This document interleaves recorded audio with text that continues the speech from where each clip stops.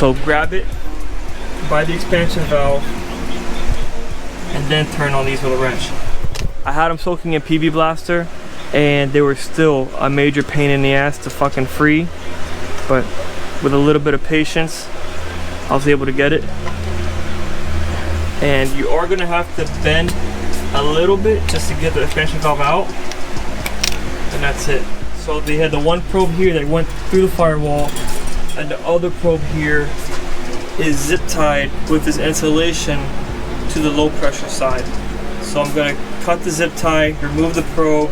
When I put the new probe, I'll put a new zip tie just like it was factory, and put it back on the evaporator. So it's not that bad of a job. You just gotta be super careful because it's really soft aluminum. So, all right, here we are. Just cleaned the evaporator, and I have it sitting in the sun drying out right now, and I just flushed it through. So while I wait for that to dry, I know the owner of this vehicle was saying he had an issue recently with intercooler piping popping off. And well, if you see here, there's no beveling in the piping. It's just straight through the coupler. So, and with that, the paint is also going to cause piping to pop off as well, because the coupler really has nothing to grab onto. And a lot of the pipes, as you can see, are deformed. I don't know if the camera can pick that up, but that's not round at all. It's actually kind of oval and crushed like this end. No big deal. I could just put that in a vise and make it round again. But anyways, what I have here is special tool we have, and it's a bead roller basically. I have different dies here to do different size beads, and basically what I did, I took one of his piping. This is the one that goes to the throttle body. This one just popped off recently, he said on the way over here, and I took it and I cleaned the paint off the edge with a wire wheel, and I went ahead and threw it in the machine and created a nice little lip there, so that once he slides the coupler on, tightens that clamp, this will never pop off again, no matter how much boost. Something as simple, you know, this took me literally like 2 minutes to do, with getting the paint off of it and then getting in the tool and making my passes around slowly. Very inexpensive. You get it at Harbor Freight, super cheap, and we've had this for a long time, so I don't exactly remember how much it was. But anyways, I mean, literally in less than 2 minutes, I was able to get a nice bead on it, and he'll never pop an intercooler piping off again. So I'm gonna go ahead, while I'm waiting on that, I'll pull off the rest of the piping, go ahead and roll beads on it, and he's gonna be super happy. So let's get started on that. I'll do another one here so you guys can see the process. So here's one that the paint is already off of it.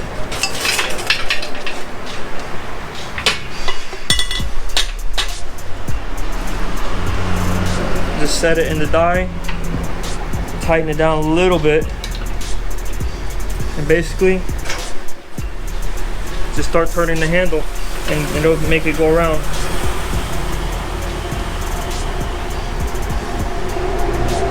Once you do one full rotation, you can go ahead and put a couple more turns here in the T-handle and do another rotation.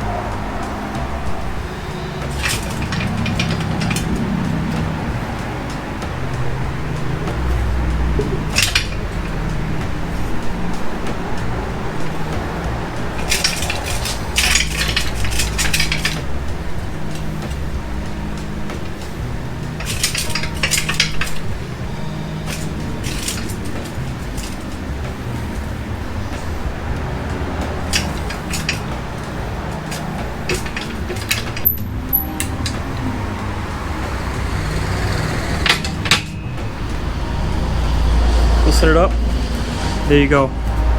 So, good as new. Alright, so got the evaporator with the expansion valve back into the car, and pretty much now I'm just ready to button everything up. And all the AC lines are sealed, actually hooked up, and the whole system is completely sealed. So I think I'm gonna go ahead and hook up my vacuum pump, and then while that's pulling vacuum and I'm checking for leaks, I'm gonna go ahead and reassemble all of this, as well as everything that's left inside the engine bay, and we should be good to add a refrigerant as long as there's no leaks in it.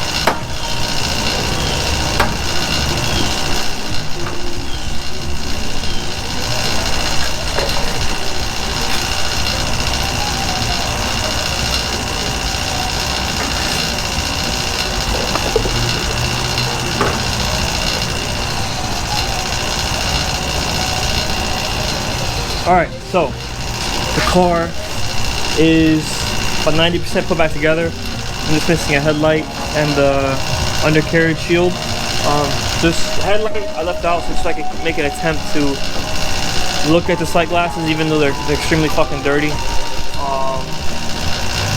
Maybe I can see something, I don't know. And then the splash shield is off, just because that's always like the last thing I do, any car I do, any job I do. So that'll be right before I'm ready to put it on the ground. With that said, he brought me 4 cans.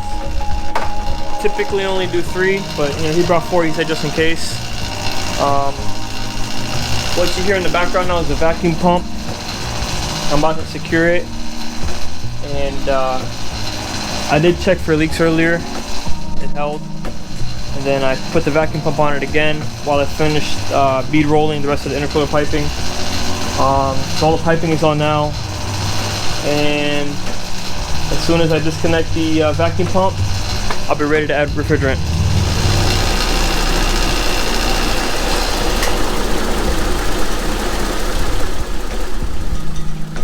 Cut the compressor off. We'll close both ends. Shut off the compressor. Disconnect your feed line and attach it to your can. Puncture it.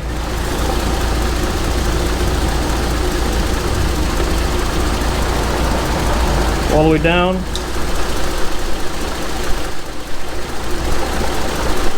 And all the way up.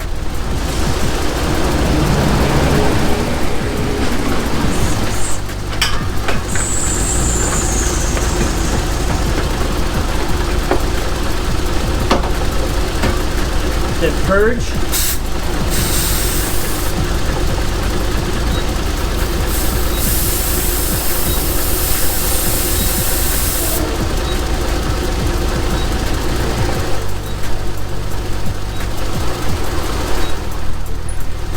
Feed through the low side. Never put them through the high side.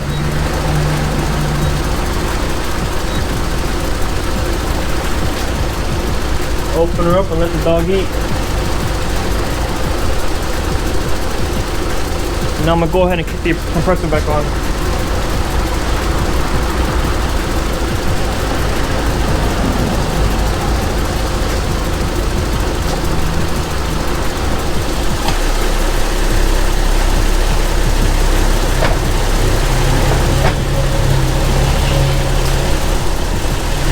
Verify that the clutch engaged.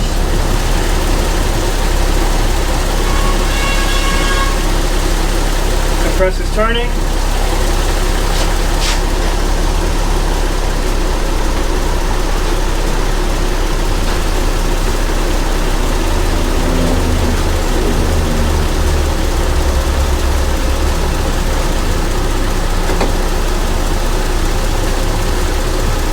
Keep your eye on the gauges. And you see the compressor start to kick on and go from there. So I'm gonna check back. This part's boring as hell. I don't want to explain it to you again. Check out my answer in your video. So I'm gonna cut the video here and then come back when she's done.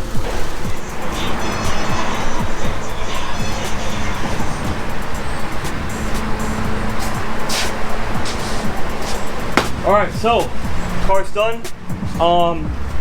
Put about 3.5 cans of refrigerant, only because the second can was leaking out. I had a bad O-ring on the adapter, So realistically 3 cans. Same as I did in the SC300, same as I did in Randy Soarer. Engine's quiet as can be, no noises from the compressor, it's engaging perfectly. Both E-fans are turning on and off appropriately, and that's pretty much it. So I think I'm gonna split this video in 3 parts because it's so fucking long. I don't want to bore you guys to death with a fucking hour-long video. So with that said, thanks for watching. If you're a subscriber, thank you very much. If you're not subscribed, please do so. And let's try to get 300 subs. I'm at like 295 right now. So if you guys want more, subscribe for more. Hit that thumbs up and drop a comment. Peace.